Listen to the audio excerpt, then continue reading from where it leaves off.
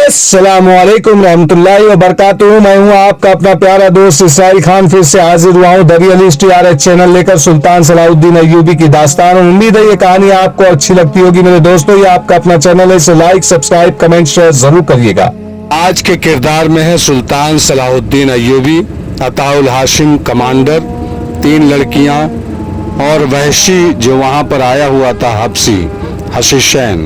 अताउल हाशिम ने जवाब दिया, हम मुसलमान लोग बेटी को अल्लाह की रहमत समझते हैं, अल्लाह का पैगाम समझते हैं।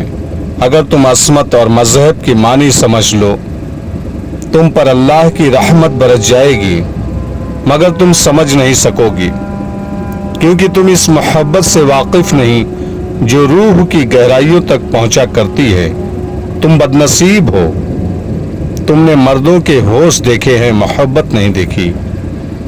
अताउल हाशिम आहिस्ता आहिस्ता बोलता रहा। उसके लबो लहजे और अंदाज का अपना एक तासुर था, लेकिन लड़की उस पर हैरान हो रही थी कि ये भी दूसरे मर्दों की तरह मर्द है, मगर इसने उसके हुस्न को जर्रा भर अहमियत नहीं दी। अताउल हाशिम जज्बाती लिहाज से पत्थर भी नहीं था, वो तो सरतापा जज्बात में डूबा हुआ था। लड़की ने बेताब सा होकर कहा, आपकी बातों में ऐसा नशा और खुमार है जो मैंने शराब और हशीश में नहीं पाया। मुझे आपकी कोई भी बात समझ नहीं आ रही, लेकिन हर एक बात दिल में उतरती जा रही है। लड़की ज़हीन थी। इस किस्म की तखरीब कारी के लिए ज़हीन होना लाजमी था। मर्दों को उंगलियों पर नचाने की उसे बचपन से ट्रेनिंग दी गई थी, मगर उस मर्द ने इस नागिन का जहर मार दिया। उसने अताउल हाशिम से बहुत सी बातें पूछी जिनमें कुछ मजहब से ताल्लुक रखती थी। उसके लहजे और अंदाज में अब पेशावाराना अदाकारी नहीं थी, वो अपने कुदरती रंग में बातें कर रही थी। उसने पूछा, मुझे आप लोग क्या सजा देंगे? मैं तुम्हें कोई सजा नहीं दे सकता, अताउल हाशिम ने कहा। कल सुबह तुम्हें अपने सालारे आला के हवाले कर दूंगा। वो मेरे साथ क्या सुलूक करेंगे? जो हमारे कानून में लिखा है। आप मुझसे नफरत करते हैं? नहीं। लड़की ने कहा, मैंने सुना है कि मुसलमान एक से ज्यादा बीवियां रखते हैं। अगर आप मुझे अपनी बीवी बना ले तो मैं आपका मजहब कबूल करके सारी उम्र आपकी खिदमत करूंगी। अताउल हाशिम ने कहा, मैं तुम्हें बेटी बना सकता हूं, बीवी नहीं, क्योंकि तुम मेरे हाथों में मजबूर हो। तुम मेरी पनाह में भी हो और मेरी कैद में भी। वो बातों में मसरूफ थे। लड़की का साथी मर्द 3 सिपाहियों के नरगे में लेटा हुआ था, मगर वो जाग रहा था। उसने अताउल हाशिम को देख लिया था कि वो लड़की को जगा कर ले गया है। वो खुश था कि लड़की अताउल हाशिम को चकमा देकर कत्ल कर देगी या उसे यहाँ से कहीं दूर ले जाएगी। वो लेटा हुआ लड़की की वापसी का इंतजार करता रहा। बहुत देर बाद उसने सिपाहियों को देखा। वो बेहोश होकर सोए हुए थे। उन्हें बेहोश होना ही था, क्योंकि उस सूडानी ने शाम के बाद उन सिपाहियों के साथ गपशप शुरू कर दी थी और उन्हें हंसते खेलते हशीश पिला दी थी। उससे हशीश की एक पोटली तो बरामद कर ली गई थी, लेकिन उसने थोड़ी सी हशीश अपने चोगे में कहीं रख ली थी। वहां से निकालकर उसने 3 सिपाहियों को पिला दी, क्योंकि चूंकि इस नशे के आदी नहीं थे, इसलिए बेहोश होकर नींद सो गए। ये सूडानी रात को भागने की जतन कर रहा था। उसने देखा कि लड़की अताउल हाशिम के पास बैठी हुई है और बहुत देर गुजर गई तो वो समझा कि लड़की उस मुसलमान कमांडर को दूर नहीं ले जा सकी, लिहाजा इस शख्स को यही खत्म कर दिया जाए। वो वापस गया और सोए हुए सिपाहियों में से एक की कमान और तरकश में 3-4 तीर ले लिया। रास्ते में चंद फुट ऊंची जगह थी जिसकी ओट में वो हुआ। अताउल हाशिम को नजर नहीं आ सकता था। वो इसलिए भी नजर नहीं आ सकता था कि उस तरफ अताउल हाशिम की पीठ थी। लड़की का मुंह उधर ही था, लेकिन वो अपने आदमी को देख नहीं सकती थी। वो आदमी तीर और कमान लेकर आया तो लड़की को चांदनी में उसका सर और कंधे नजर आए। फिर उसे कमान नजर आई। अताउल हाशिम अपनी मौत से बेखबर बैठा था। उसका खंजर नियाम में पड़ा हुआ था और नियाम करीब ही रखी थी। लड़की ने नियाम उठाकर खंजर निकाल लिया। अताउल हाशिम झपट कर उससे खंजर छीनने ही लगा था कि लड़की ने निहायत तेजी से घुटनों के बल होकर अपने आदमी की तरफ पूरी ताकत से खंजर फेंक दिया। फासला चंद गज था। उधर से आह की आवाज सुनाई दी। खंजर सूडानी की शहरग में उतर गया था और उसने जख्मी होते ही तीर चला दिया था। निशाना चूक जाना जरूरी था। तीर का जन्नाटा अताउल हाशिम के करीब से गुजरा और धक की आवाज सुनाई दी। उसने देखा कि तीर लड़की के सीने में उतर गया था। वो दौड़कर उस तरफ गया जिस तरफ खंजर गया और तीर आया था। वहां सूडानी अपनी शहरग से खंजर निकाल रहा था।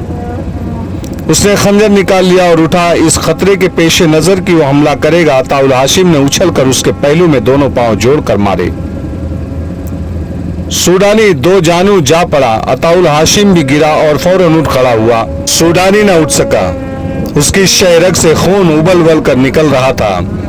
अताउल हाशिम ने खंजर उठाया और लड़की के पास गया। लड़की सीने में अपने साथी और मुहाफिज का तीर लिए इत्मीनान से पड़ी थी। वो अभी जिंदा थी। तीर निकालने का कोई इंतजाम नहीं था।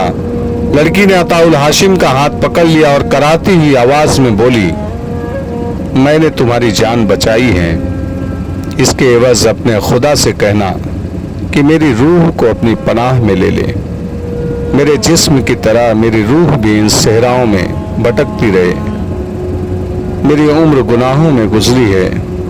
मुझे यकीन दिलाओ कि खुदा इस नेकी के बदले मेरे सारे गुनाह बख्श देगा। मेरे सर पर उसी तरह हाथ फेरो जिस तरह अपनी बेटी के सर पर हाथ फेरा करते हो। अताउल हाशिम ने उसके सर पर हाथ फेर कर कहा, अल्लाह तेरे गुनाह बख्श दे। तुझसे गुनाह करवाए गए हैं, तू बेगुनाह है।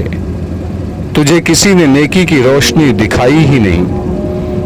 लड़की ने दर्द की शिद्दत से कराते हुए अताउल हाशिम का हाथ बड़ी मजबूती से पकड़ लिया और बड़ी तेजी से बोलने लगी। उसने कहा, यहाँ से 3 कोस दूर सूडानियों का एक अड्डा है। वो लोग आप सबको खत्म करना चाहते हैं। और गौर से सुनो, आपकी फौज इतनी ज्यादा फैल गई है कि उसकी किस्मत में अब मौत या कैद है। आपके हर एक कमांडर और हर एक टोली के पीछे मुझ जैसी लड़कियां या मर्द लगे हुए हैं।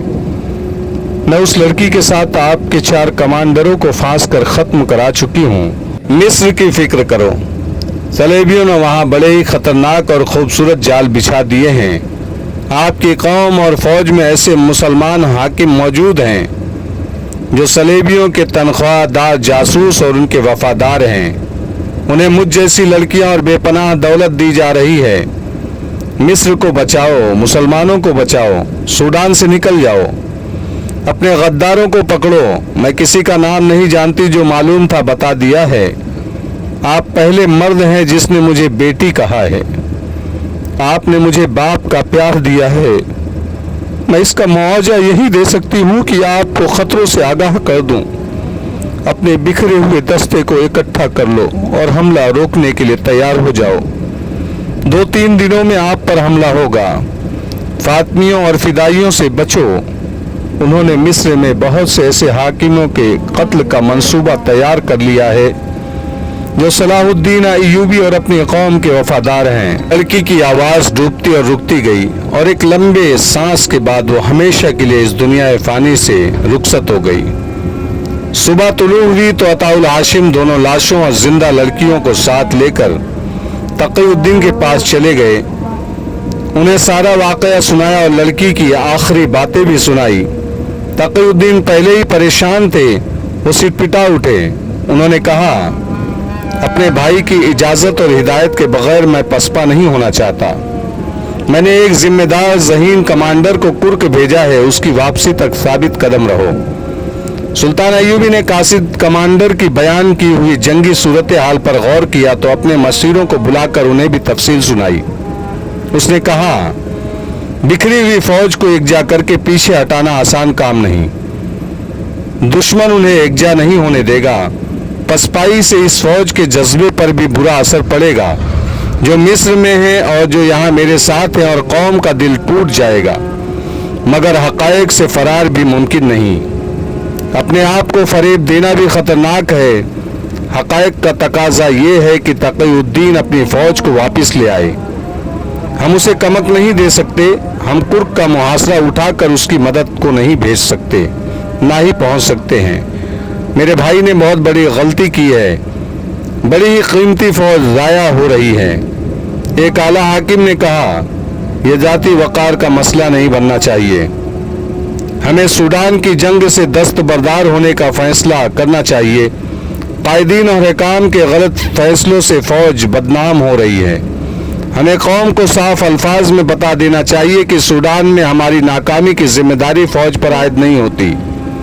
सुल्तान अय्यूबी ने कहा, बिलाशुबह ये मेरे भाई की गलती है और ये मेरी गलती भी है कि मैंने तक़ीउद्दीन को इजाज़त दी थी कि हालात के मुताबिक वो जो कार्रवाई मुनासिब समझे मुझसे पूछे बगैर कर गुजरे।